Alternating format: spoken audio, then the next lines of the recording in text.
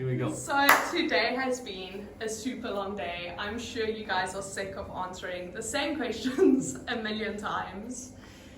But for those who don't know, would you mind introducing yourselves and just explain how the Tetris journey began for you? My name is Henk Rogers. I'm the founder of the Tetris company.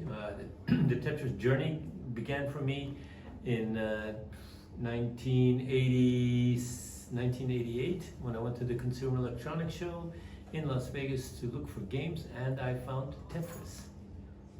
And my name is Maya Rogers. I'm the CEO of Tetris. My Tetris journey began when, oh my goodness, going back to when I was a child, when my father discovered Tetris at CES. And a couple years later, Tetris was in my household. And so I will say I literally grew up with Tetris, and now it's what I do every day.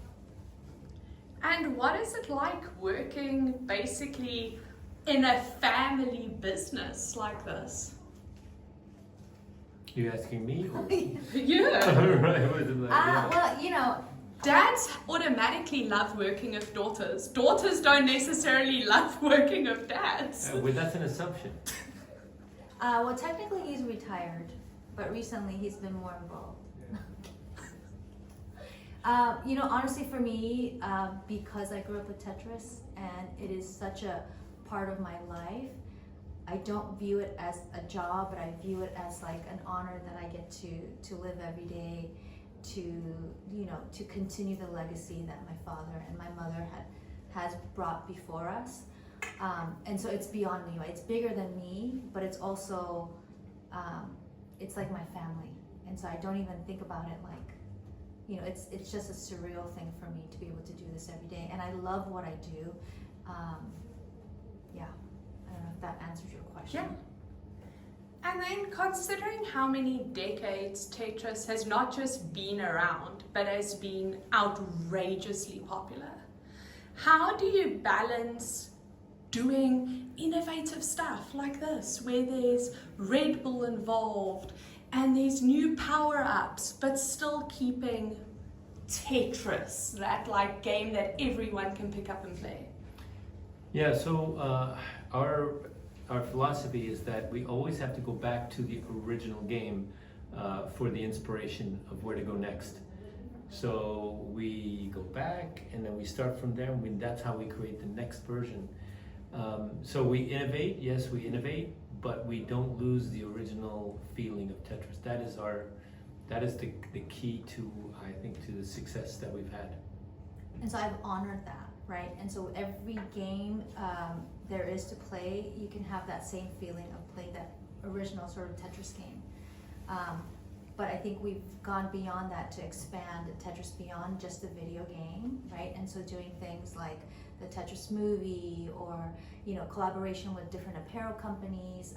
So taking Tetris outside of just video games and making it a global brand has been something that we've done over the last years.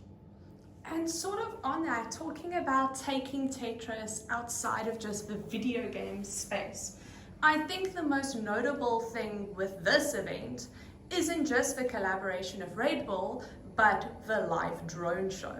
Yes. How do you come up with something that is so never before seen and ridiculous and yet great? So I have to give credit to Red Bull for making this happen, because without Red Bull and their relationship with the Dubai government, right, none of this would ever be possible. But it also goes to show that Tetris is such a universal brand that we've done so many things that have broken the mold, right? Like that has broken the mold. You know, I think we have it somewhere here. Like the Tetris playable can was the first time that Red Bull has decided, here we go. Oh, you don't have it? Okay. You know, I will insert a clip. Yeah. So, you know, for this collaboration, you know, along the way, we decided that we could make a playable Tetris can, right? Using Red Bull. And what am I saying? So for the it's late in the day, guys. Late in the day. So as part of this partnership, like the idea came about, why don't we make the Red Bull can, a playable Tetris game? And you know, this is like territory that Red Bull has never done before because this is their golden child, right? But Tetris, with our kind of global brand, they're like, you know what? If we're gonna break the mold, like this is the time to do it. And so for the first time ever, we have a playable Red Bull can that plays Tetris. You know, stuff like that. So I think the drone show, right? Like it could have been any game, but no, it had to be Tetris because Tetris is the perfect game. It is a universal game. It is a game that appeals to everyone. So this should be the first game that is played in the frame in Dubai, you know, things like that. And we've always worked hard to keep Tetris to be how can I say, a clean game. We didn't attach characters to it. We didn't allow violence or sex or gambling, all those kind of things. And so because it's a clean game, then it can be attached to a cultural icon like the frame in Dubai. I don't think that there's any other game that would actually work in that situation. And so this is a new era for Tetris where Tetris is mixed with classical culture, if you will, for the first time. The first time I ever saw drones at Burning Man is like, oh my God, we're gonna have Tetris on there someday, and Red Bull made it happen. I absolutely love that. And then finally, for everybody who is yet to play tomorrow, what advice do you have for them? What do they need to succeed and become the Red Bull Tetris World Champion? Focus, focus, focus. I mean, they're you know, like they're gonna have to get into, to win, they have to get into the zone and sort of let all of the other noise from the universe sort of go away and focus and make that game happen. Play their best game ever.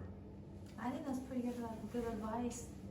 But you know, it's not about winning, it's all about having fun. And so I would just encourage you to play Tetris because it is one of those games that has spanned generations.